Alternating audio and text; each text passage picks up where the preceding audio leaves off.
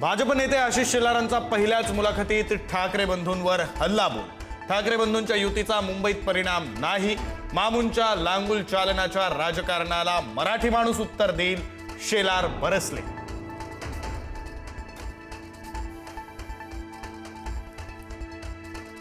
राज ठाकरे किती वेळा भूमिका बदलणार? आशिष शेलारांचा राज ठाकरेंवर निशाणा.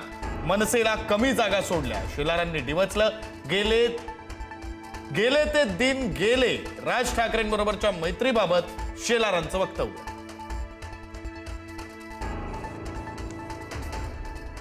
एसआयआरला विरोध करणारे ढोंगी. मतदार यादीमध्ये गोंधळ आहे असं वाटणाऱ्यांनी एसआयआरला विरोध करू नये.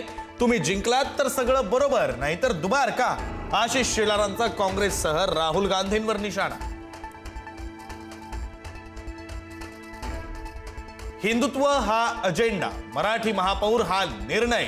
आशिष शेलारांचं पुढारी न्यूजच्या मुलाखतीमध्ये वक्तव्य. महायुतीचाच महापौर होईल सांगत शेलारांकडून भाजपच्या महापौराबद्दल सस्पेन्स.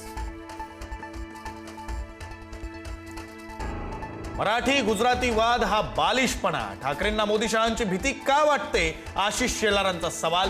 मराठी विरुद्ध हिंदू नरेटिव्ह हा शहरी नक्षलवाद्यांचा डाव, शेलारांचा आरोप.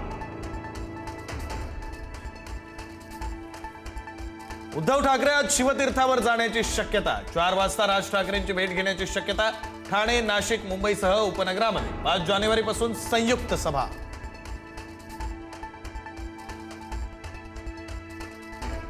पुण्यामध्ये शिवसेना उमेदवारानं प्रतिस्पर्ध्याचा फॉर्म गिळला नसल्याचं उद्धव कांबळेंचं स्पष्टीकरण. तर एकाच प्रभागात पक्षाकडून चुकून 2 उमेदवारांना एबी फॉर्म दिल्यानं वाद.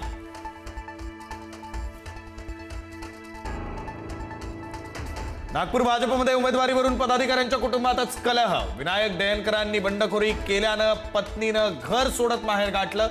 माजी महापौर अर्चना डेहनकर पतीविरोधात प्रचार करणार.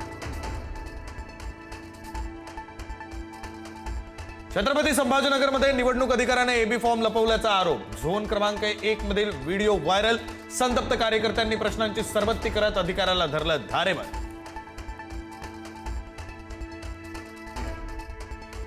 मुंबईमध्ये भाजपच्या इच्छुकानं बनावट एबी फॉर्म जोडल्यानं संभ्रम. निवडणूक आयोगाकडून भाजप उमेदवार म्हणून शिल्पा केळुसकर यांचा अर्ज वैध. भाजपच्या निवडणूक अधिकाऱ्यांकडे तक्रार.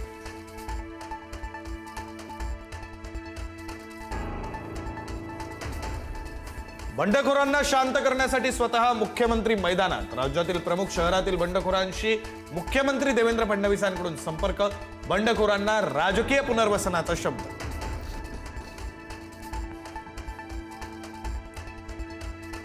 आज 208वा शौर्य दिन. विजय स्तंभाला अभिवादन करण्यासाठी लाखो अनुयायी कोरेगाव भीमा इथं दाखल. प्रकाश आंबेडकर, आनंदराज आंबेडकर आणि अजित पवारांकडून विजय स्तंभाला अभिवादन. कोल्हापुरात भरधाव कारनं 3 जणांना चिरडलं. पुणे बेंगलोर राष्ट्रीय महामार्गावर तावडे हॉटेल परिसरातील घटना.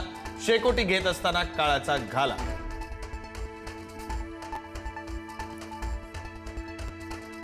साताऱ्यातील कास पठारावर 400 फूट दरीत कोसळूनही युवक बचावला.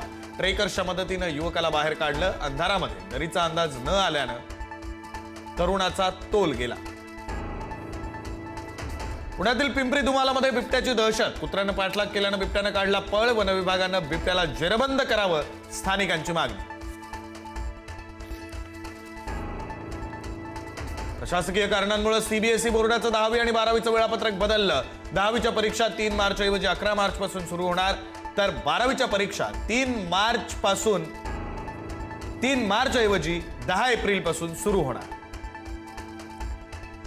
देशभरामध्ये नववर्षाचं जल्लोषात स्वागत. देवदर्शनानं नववर्षाची सुरुवात. सिद्धिविनायक, दगडूशेठ बाप्पाच्या चरणी भाविक. तर शिर्डी, अक्कलकोट, पंढरपूर आणि शेगावातही अलोट गर्दी.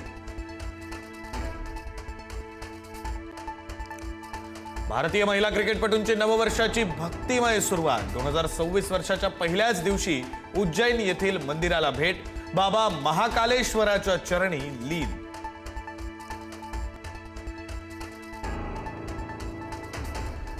काश्मीर खोऱ्यामध्ये निसर्गाची पांढरी शाल. सोनमर्गसह उंचावरील भागात तुफान बर्फवृष्टी. मनमोहक दृश्यांमुळे काश्मीरचं सौंदर्य अधिकच खुललं.